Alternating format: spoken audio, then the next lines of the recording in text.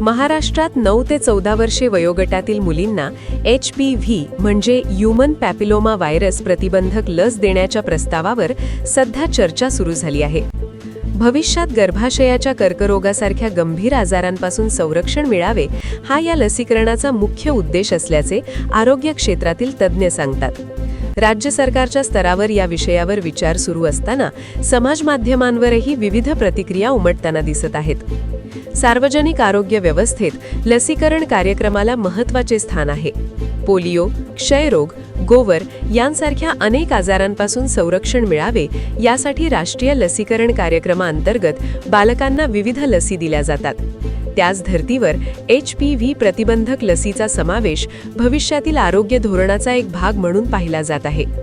जगातील अनेक देशांमध्ये किशोरवयीन मुलींना ही लस दिली जाते आणि त्यामुळे गर्भाशयाच्या कर्करोगाचे प्रमाण कमी करण्यास मदत होऊ शकते, असे काही वैद्यकीय अभ्यासांमधून समोर आले आहे.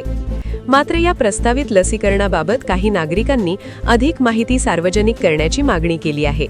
लसीची सुरक्षितता, संभाव्य दुष्परिणाम आणि तिच्याबाबत झालेले वैद्यकीय अभ्यास यांची माहिती स्पष्टपणे उपलब्ध करून द्यावी अशी अपेक्षा व्यक्त केली जात आहे. तसेच कोणताही लसीकरण कार्यक्रम राबवताना जनजागृती, पालकांची संमती आणि पारदर्शक प्रक्रिया यांना प्राधान्य दिले जावे असे मतही काही नागरिकांकडून मांडले जात आहे.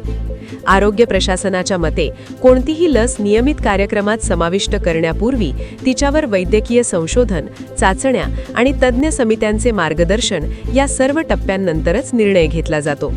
लसींची सुरक्षितता आणि परिणामकारकता यांचा विचार करूनच धोरणे निश्चित केली जातात.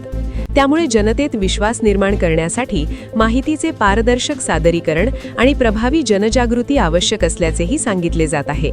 एकूणच HPV प्रतिबंधक लसीकरणाच्या प्रस्तावामुळे महाराष्ट्रात या विषयावर चर्चा सुरू झाली असून वैज्ञानिक माहिती, पारदर्शकता आणि नागरिकांचा विश्वास या गोष्टी पुढील निर्णय प्रक्रियेत महत्त्वाच्या ठरणार असल्याचे चित्र दिसून येत आहे.